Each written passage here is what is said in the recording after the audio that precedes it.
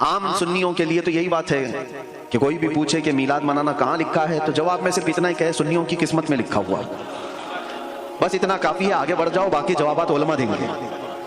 کہاں لکھا ہوا ہے میلاد منانا؟ سنیوں کی قسمت میں لکھا ہوا ہے۔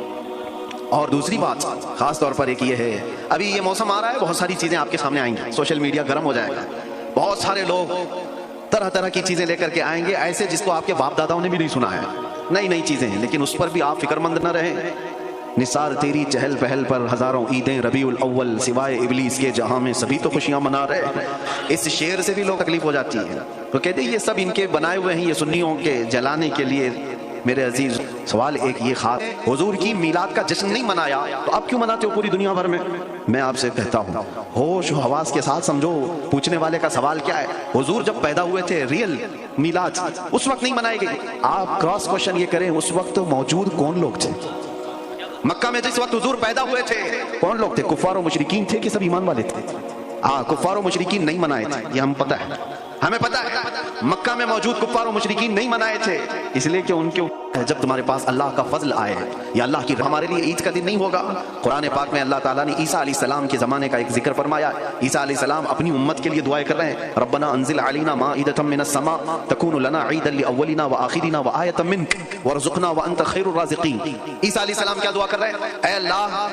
اے اللہ ہم پر آسمان سے ایک دسترخوان اتار، کھانے پینے کی چیزیں، مائدہ کہتے ہیں دسترخوان جس میں کھانا پینا رکھا جائے۔ عیسیٰ علیہ السلام دعا کر رہے ہیں کہ ہمیں آسمان سے ایک دسترخوان اتار، اور جس دن وہ دسترخوان اترے گا تکون لنا عیدا لاولنا وآخرنا، ہمارے اگلوں کے لیے اور پچھلوں کے لیے وہ عید کا دن ہو جائے گا۔ یہ قرآن میں عید کا لفظ ہے، عید کا لفظ ہے کہ جس آسمان سے دسترخوان اترے گا وہ عید کا دن ہے۔ سوچو اے سنی مسلمانوں، عیسیٰ علیہ السلام کہہ رہے ہیں آسمان سے دسترخوان جس دن اترے گا وہ عید کا دن ہے، اور جس دن پوری کائنات کا آقا دنیا میں آئے وہ عید کا دن نہیں ہو سکتا۔ جس کے صدقے میں پوری دنیا کو کھانے نعمت ملتا ہو اس کے آنے پر کیا وہ عید کا دن نہیں ہو سکتا؟ بس دلائل رہیں گے، اسی لیے شروع میں میں نے ایک ہی بات کہی ہے کہ آپ صرف اتنا کہہ کر آگے بڑھ جائیں کہ یہ ہماری تمہاری قسمت کی بات ہے، اللہ نے ہماری قسمت میں لکھا ہے، اس لیے ہم حضور کی محبت میں جشن مناتے ہیں۔ اور اس بار پوری دنیا کو یہ بتانا ہے 1500 سالہ عید میلاد النبی میں، جشن عید میلاد النبی کے سلسلے میں میں پڑھ رہا تھا، اور اعتراض کرنے والے شاید یہ جانتے بھی نہیں ہوں گے سب سے زیادہ اعتراض کس کی طرف سے ہوتا ہے؟